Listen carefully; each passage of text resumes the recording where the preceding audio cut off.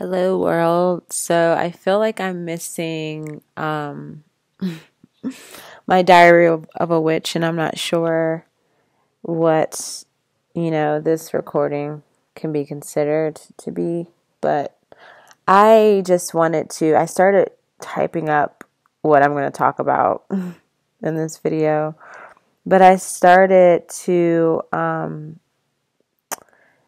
type up, and I wanted to just share my thoughts on Yeshua, which is he's commonly known as Jesus. But I just finished listening to the audiobook Jesus and the Essenes, which was great, by Dolores Cannon. She, for any of you that do not know, aren't familiar with her, she passed away, but her work was basically, she was a past life regression therapist, but she was unique in the way that she would, drop her clients into the deepest level of trance, which is a I can't get it right.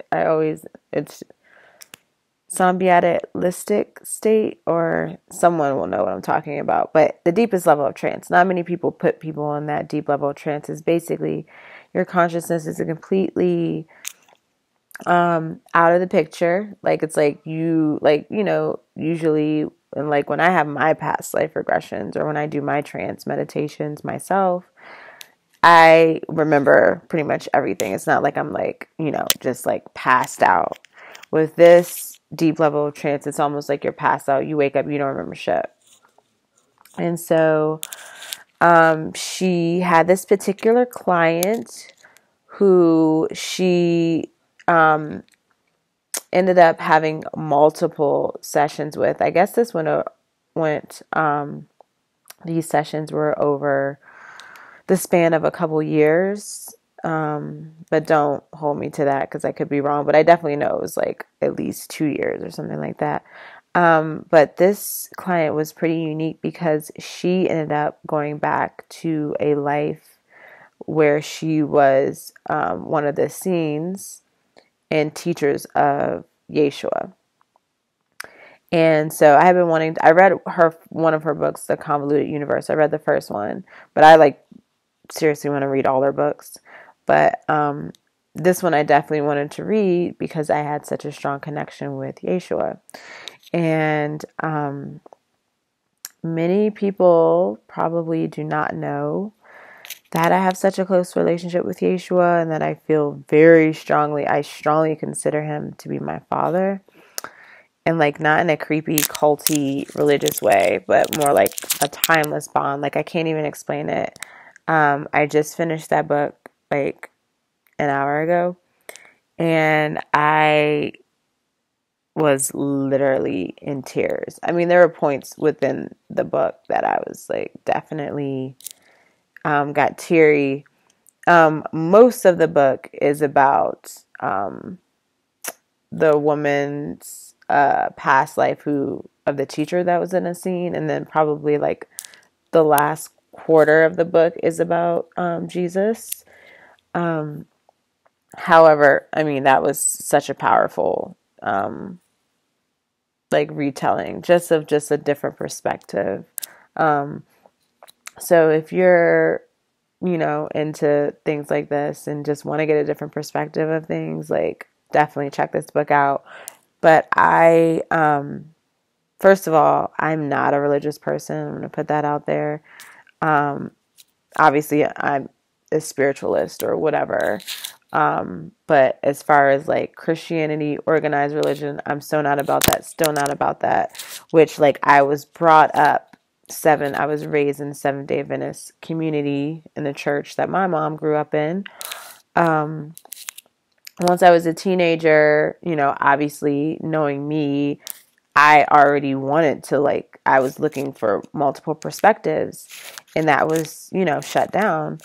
And so at that point, and plus I got older, so I didn't really want to go to church as much anymore. My mom wasn't really into the church, it was more my grandmother, and that was more of a bonding thing. But then I got older, and she was doing her own thing and was in school. And so, I didn't go to church as much. And so I started really, and it wasn't until I was about 20 that I really started, or I was pretty much atheist when I was like 18, 19, after my grandmother passed away. And then I like learned so many things about the church and just how like corrupt it was. And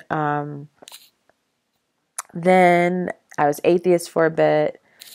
And then around the age of 20, one of my best friends now, she was raised Wiccan. So, and I've always felt this since I was little. I felt connection to like that, even though I was like in church, and I actually like church a lot. But I felt like this pull to that. And so like, I was just like, hey, tell me everything you know, like whatever. And then she just gave me a deck of tarot cards and like, here, figure it out and leave me alone.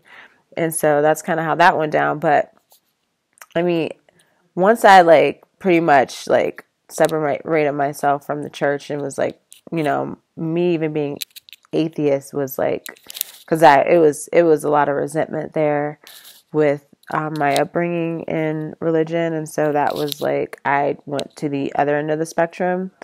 And then that didn't last very long. That was probably like a year or two. And then that's when I was like, okay, like I do believe in, source or whatever, like something is out there. There's more than what meets the eye. It's not just like science and math.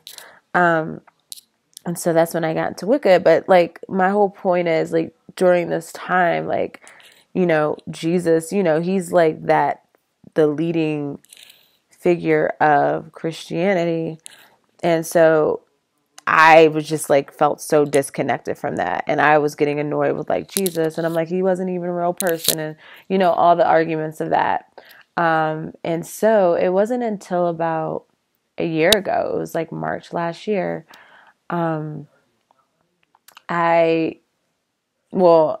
So if any of you follow me, you know that you may know that a year ago I like made this commitment to like quit my job and follow my passion of being an astrologer, an astronomer as well, working with physics and just like doing what I wanted to do. Pretty much not being in my comfort zone of like restaurant work. And like, yeah, I came to Colorado to go to school, which I did for astronomy and physics. And it's like, yeah, I'm not going to grad school, but I still like, so I'm still going to study all this stuff. And then I picked up astrology again. And like, it just like, once I picked that up, it just like took off. So I really integrate the two and use both perspectives in my work. And so the beginning of last year was a year where I was pretty much in that hermit mode where I was just like doing a lot of meditation and waking up in the morning and just like doing the gratitude stuff. And it was just like a very like introspective experience for the first like 3 months of the year, 3 or 4 months.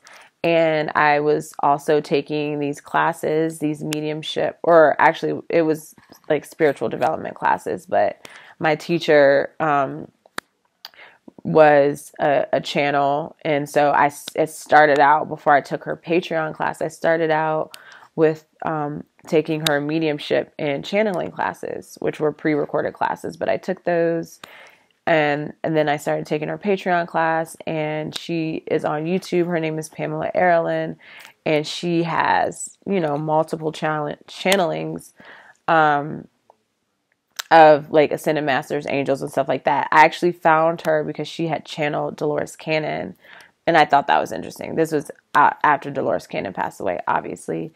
And I had just like discovered Dolores Cannon and was like, that really connected a lot of dots for me. So I was like, oh, this woman's channeling her, and then I ended up working with her. And so, she has channelings of Yeshua, which I decided to watch because I was just curious. And not even 5 minutes in, when she does her channeling, she brings in the master, the angel, or whatever, and she'll have like them like pretty much what like an opening statement, like what they want to communicate. And so Yeshua, like as soon as she began that introduction, that channeled introduction of Yeshua, I just was like crying. And I felt the truth, like I felt that true energy. And I mean, the whole thing I was crying for.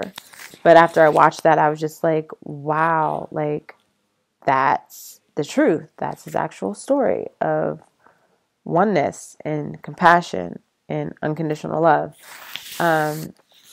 And so I listened. She had a couple more channelings. So I listened to those channelings of Yeshua. I also had started just doing my own research. And at that time, I was just so open and clear that like so many things were coming through. Like Mother Mary was coming through, Mary Magdalene at the same time. It was just like all, Archangel Michael. This is when I really started like, he started pretty much like entering my body because I allowed him to. So that was happening. And so there was so much going on. So I was like learning, like, just being guided in all these directions of learning, like the roots of Yeshua's teachings, and how he had participated or learned. He was like in the mystery schools, like working with the Essenes and traveled the world. And I just felt this instant connection. And ever since then, and this is when I was also consistently doing my like trance meditation, astral travel, he just came through so strongly. And I felt like this, like I felt him as my father and Mary Magdalene as my mother. And it was weird because it's like, I'm not saying that they're my actual parents, but in thinking about my mom and my dad in this life, doesn't feel as like truth, as much as like truth and love as it does with like Yeshua and Mary Magdalene. And my mom I've always considered as a sister, so I feel like maybe we were sisters in a past life, or and then my dad, that connection is not very strong. So it's just interesting how this relationship has developed. And so once I started studying that, this was all within a month. At this time too, my teacher, I kept hearing things from my teacher and in other communities about the event, which was like this pretty much cosmological event that happened where our galactic center aligned with our solar system, aligned with the galactic center, and there's like this portal and energy exchange happening. But I didn't know that. Like, I just heard of it as the event, and like, everyone's awakening, and like, DNA is being activated. I'm just like, all right, I get that, but like, what's happening? Why is this? Why? And so as I was learning about Yeshua, I was also, I had this internal intention that I wanted to learn that. And then it was funny enough that like a week within, like, or not a week, but within a couple weeks, I had decided, I was like, you know what, like, I'm going to cleanse. I'm going to do this raw vegan thing, because I know my teacher was like, one of the things with channeling, especially when you're channeling angels and masters and stuff like that, like fasting is a good idea, or like eating as raw as possible, as just like plants and veggies, like eating very, very light, because it's like higher frequency. So you want your body to be like super light as well. And so with that, I, doing the work that I was doing, it was just like happened to sync up where I was like, oh, okay, I wanted to do a cleanse. So I was like, I'm going to do this raw vegan thing. Just going to eat raw food and see how I feel. And so I started doing that, and like 3 days in, I just like wasn't eating. And I was just like, I had been reading this book on, Divine Sophia, but then I also had like been online doing some stuff, and next thing you know, I'm like learning about human evolution and celestial cycles of time, and then I like, it finally clicked, and I was just like, oh, this is the event that they are referring to. Like, I just got the answer. And it was just like, I came out of this haze, like this Piscean haze, like it's like, wow, I just really understood all of that stuff. And It's in there. Yeah. So yeah, it was pretty crazy. And so of course, naturally knowing me, like I had to like share everything that I learned. And yeah, so this was in the midst of like not eating. And I think this was the day that I actually did not eat at all. And I was like, I have to get all of this out. And I recorded, and I already have my YouTube channel, but I recorded this video called The Event DNA Activation. And it was just like everything that I had learned and why the event, what that meant, like why it happened. And it was just so clear and like matter of fact, like my understanding of this phenomena just like came effortlessly. And so with that video went like viral. It was crazy. And I had like over, like I think now, I don't even know, it's like definitely over 1,000, which is not a lot on YouTube, but like before that I had like no more than maybe 20 views on a video. So to go from like 20 to like over 1,000, and it was like within a week. And I was just like, wow. I'm really grateful. And I knew, and I was just like, I'm pretty sure, like, I came out of it, like, as soon as I recorded it, uploaded everything, I was like, I'm dying to eat. I went and got sushi. Like, I felt really, really good. And I knew that I was like, that was guidance from Yeshua. Like, I just knew. And every so often, it's like when I want to learn stuff about, Egyptian teachings and things like that, or like astrology, everything like that I learned that's like scientific, it's through Yeshua. And I've learned now to like, when I want things to move, I really seek his guidance.